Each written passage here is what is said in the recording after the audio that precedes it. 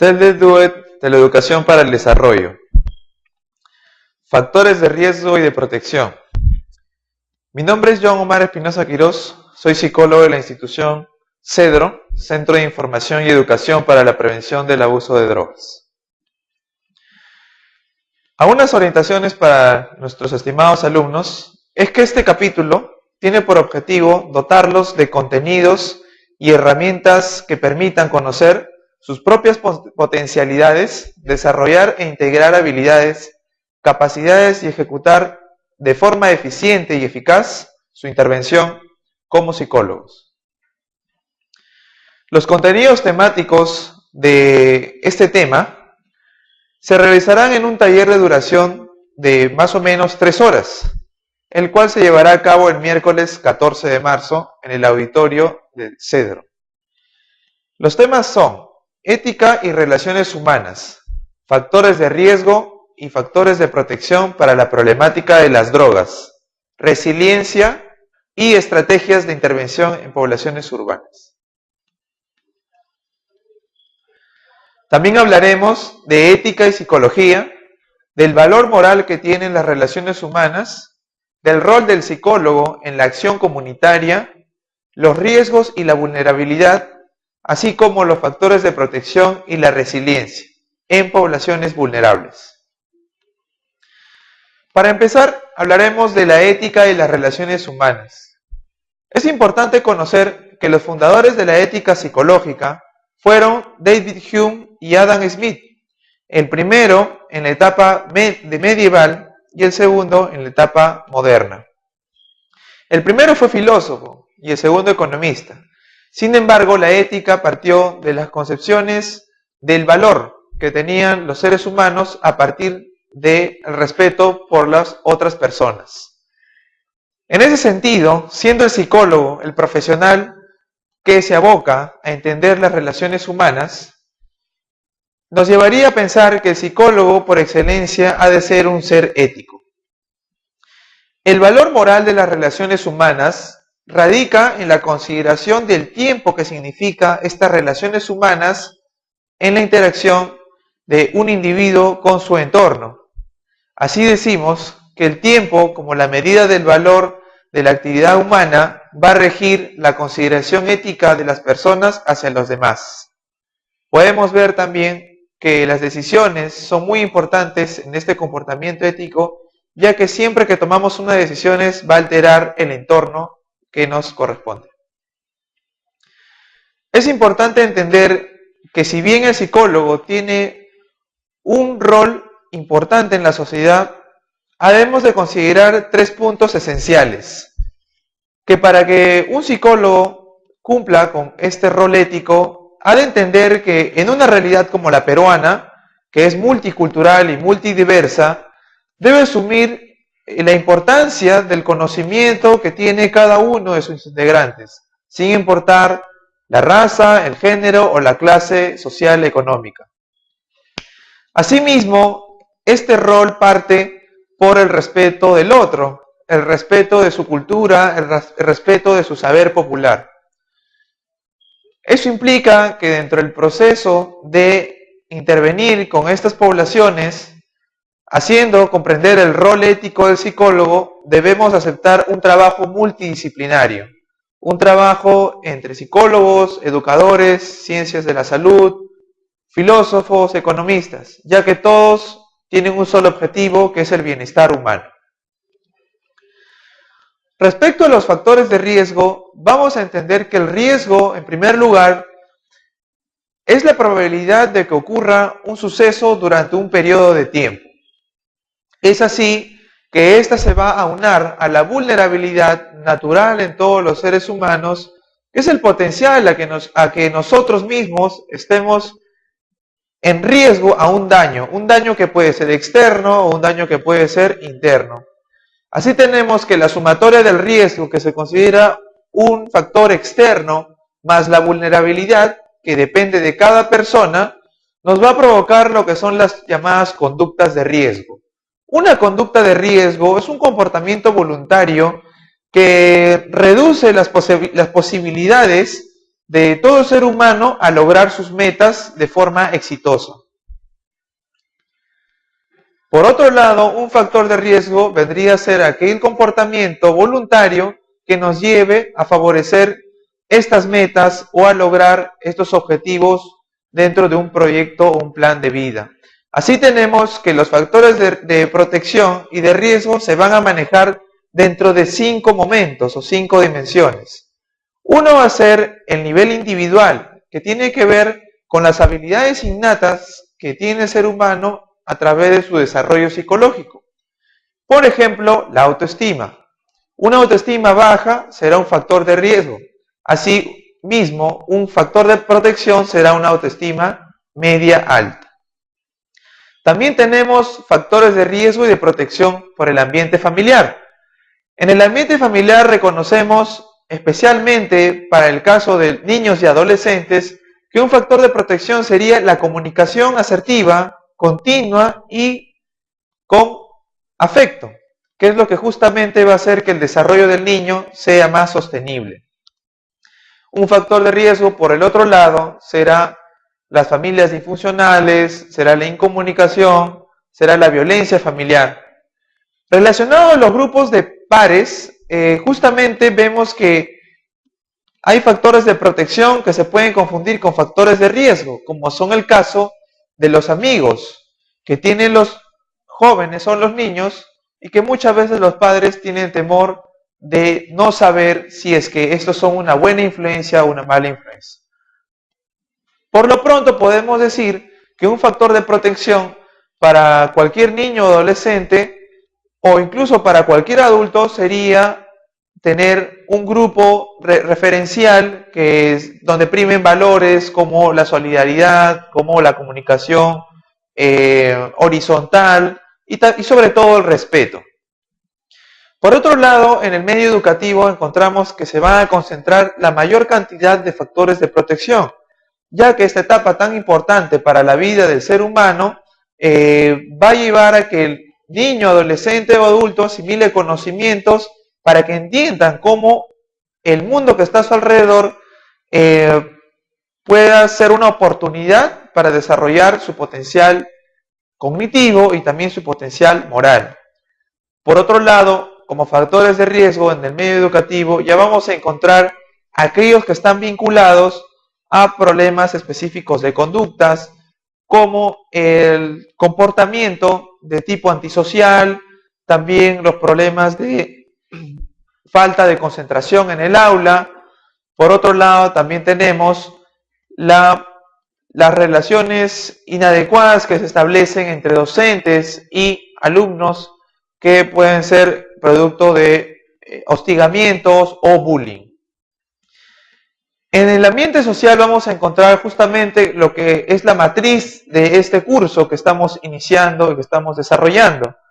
Y tiene que ver con los problemas sociales que se vinculan tanto a la falta de oportunidades educativas como también el mal uso del tiempo libre o los problemas sociales vinculados a la drogadicción, a la violencia generalizada, a la corrupción en algunos casos, y que van a hacer que obviamente no solamente el individuo se retrase en su desarrollo, sino también la misma sociedad.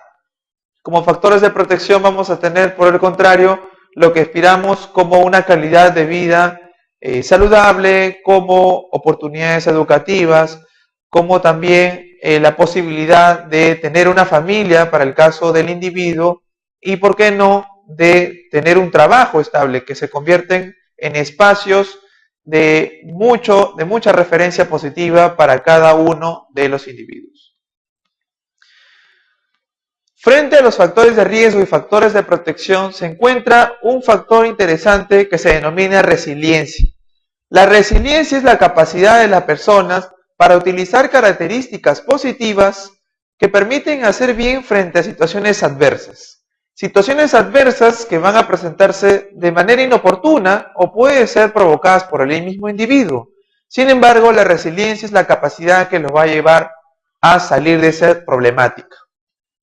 Respecto a los jóvenes o a los niños, encontramos en nuestra sociedad actual que del modelo educativo o en algunos contextos Se practica lo que llamamos el adultocentrismo, que muchas veces provoca que los jóvenes no pueden desarrollar resiliencia, ya que siempre van a estar sometidos o ignorados por los adultos, teniendo de repente prejuicios sobre que los niños o los jóvenes no pueden hacer ciertas cosas. Sin embargo, sabemos que desde un enfoque de derechos, todo niño y joven tiene la libertad y tiene la capacidad de hacer lo que se emprende.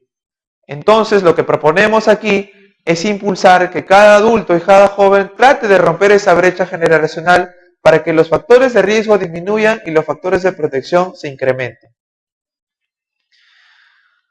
Desde CEDRO planteamos que las estrategias de intervención en estas poblaciones vulnerables, que son las que cuentan con mayores factores de riesgo, van a consistir en una estrategia de ámbito preventivo. Eso quiere decir que nosotros tenemos que anticiparnos a los factores de riesgo. Este enfoque, que implica una visión amplia de intervención, conlleva una política y un conjunto de técnicas que permiten conseguir un cambio respecto a las conductas de riesgo, especialmente desde este curso que estamos iniciando, referido a las sustancias psicoactivas. La estrategia de prevención va a pasar por 4 momentos. El primer momento tiene que ver con el identificar la influencia que tiene la sociedad o el entorno en estos factores de riesgo que se van alimentando en el individuo. Luego de esta fase, que llamaremos diagnóstico, necesitamos implementar estrategias para reconocer y potencializar los factores de protección que sí existen en cada individuo, para luego asumir una estrategia de control sobre esos factores de protección frente a los factores de riesgo identificados. Por último, con esto esperamos que se logre la modificación medioambiental, no solo sobre el individuo, sino también sobre el entorno al cual pertenece, ya que si nos enfocamos solamente en el aspecto individual, no garantizamos sostenibilidad en que la comunidad o la sociedad donde pertenece este individuo logre lo que buscamos, que es un individuo saludable, una comunidad saludable y libre de drogas. Finalmente, quisiéramos concluir con 3 reflexiones para este tema. Primero, que buscar una mejor vida para nosotros mismos no debe significar el faltar al respeto los derechos de los demás, porque muchas veces quizás se malentiende que el hecho de tener motivaciones o aspiraciones individuales signifique pasar por encima de los demás. Este es un mensaje muy conocido entre algunos estilos de crianza que reciben los chicos, que pueden ser de tipo autoritario y que someten y difunden más que todo la violencia entre los mismos pares. Es también un factor que alimenta el tema de los riesgos. Justamente buscamos el respeto por el otro desde el principio de nuestra exposición, para que ellos sepan, los niños y los adolescentes, que a partir de potencializar sus habilidades se va a lograr esto que buscamos. Otra cosa importante que entender, que en la intervención, fortalecimiento de los factores de protección en contra de los factores de riesgo, debemos entender que para el problema de las drogas es imprescindible trabajar el enfoque de prevención, ya que se ha demostrado que es más barato, es más productivo y el nivel de acción o de proyección es más amplio. Llamemos así el siguiente ejemplo. Si nosotros invertimos un capital en 5 años para la educación en prevención en una población escolar, tendrá mejores resultados que invertir en casos individuales para rehabilitar a jóvenes que hayan caído en el mundo de las drogas, ya que la rehabilitación demanda muchos profesionales, demanda mucho tiempo, demanda dolor familiar, dolor humano, y también no garantiza la curación completa de cada caso que se detecta. En cambio, la prevención va a tener una amplitud de acción más prolongado, y además la sensibilización no solamente llega a la población, sino también llega a los medios. Finalmente, es importante entender que conocer la realidad de los grupos de mayor vulnerabilidad no solo significa reconocer los factores de riesgo, sino también reconocer sus fortalezas. Tanto así que el trabajo de prevención no necesariamente tenga que ser de forma individual, sino de preferencia comunitario o colectivo, para así asegurar de alguna u otra manera que en el futuro estas familias, estos adolescentes o estos niños puedan crecer en una sociedad más justa, más digna y más íntegra. Así como los factores de protección y la resiliencia en poblaciones vulnerables. Para empezar, hablaremos de la ética y las relaciones humanas. Es importante conocer que los fundadores de la ética psicológica fueron David Hume y Adam Smith. El primero, en la etapa de estimados alumnos, es que este capítulo tiene por objetivo dotarlos de contenidos y herramientas que permitan conocer sus propias potencialidades, desarrollar e integrar habilidades, capacidades y ejecutar de forma eficiente y eficaz su intervención como psicólogos. La problemática de las drogas, resiliencia y estrategias de intervención en poblaciones urbanas. También hablaremos de ética y psicología, del valor moral que tienen las relaciones humanas, del rol del psicólogo en la acción comunitaria, los riesgos y la vulnerabilidad. Los contenidos temáticos de este tema se realizarán en un taller de duración de más o menos 3 horas, el cual se llevará a cabo el miércoles 14 de marzo en el auditorio del Cedro. Los temas son ética y relaciones humanas, factores de riesgo y factores de protección para teleeducación para el desarrollo, factores de riesgo y de protección. Mi nombre es John Omar Espinosa Quirós, soy psicólogo de la institución Cedro, Centro de Información y Educación para la Prevención del Abuso de Drogas. Algunas orientaciones para nuestros estimados